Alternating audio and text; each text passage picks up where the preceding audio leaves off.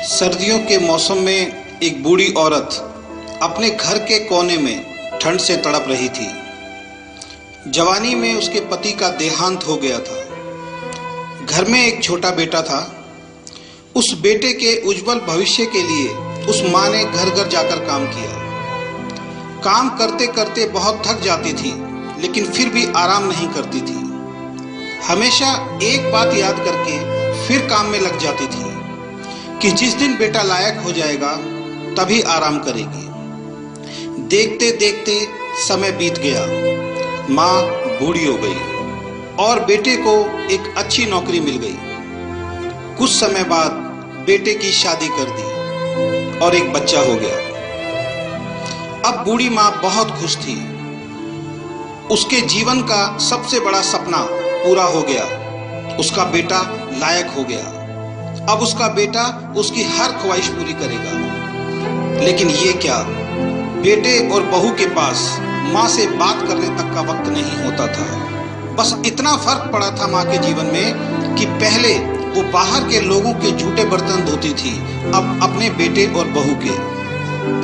पहले वो बाहर के लोगों के कपड़े धोती थी, अब अपनी बहू और बेटे के। फिर भी खुश थी क्योंकि औलाद तो उसकी थी। सर्दियों का मौसम आ गया था। एक टूटी चारपाई पे घर के बिल्कुल बाहर वाले कमरे में एक फटे कंबल में सिमटकर माँ लेटी थी और सोच रही थी कि आज बेटा आएगा तो उससे कहूंगी तेरी माँ को बहुत ठंड लगती है, एक नया कंबल ला कर दे दे। शाम को बेटा घर आया तो माँ ने बोला, बेटा ठंड बहुत है, मुझे बहुत ठंड लगती है।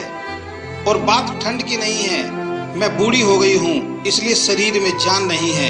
इस फटे कंबल में ठंड रुकती नहीं है। बेटा कल एक कंबल ला के दे दे।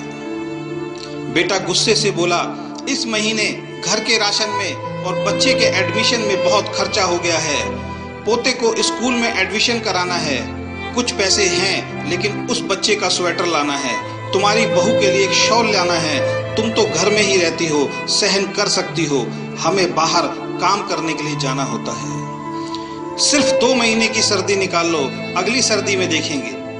बेटे की बात सुनकर माँ चुपचाप उस कंबल में सिमटकर सो गई। अगली सुबह देखा तो माँ अब इस दुनिया में नहीं थी।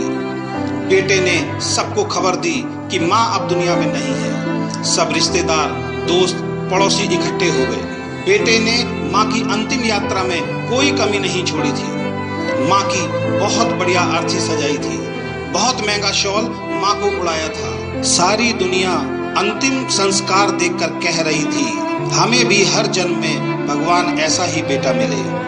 मगर उन लोगों को क्या पता था कि मरने के बाद भी एक माँ ठंड से तड़प रही थी, सिर्फ एक कंबल के लिए, सिर्फ एक कंबल के लिए। दोस्तों, अगर आपके माँ बाप आज आपके साथ हैं तो आप बहुत भाग्यशाली हैं।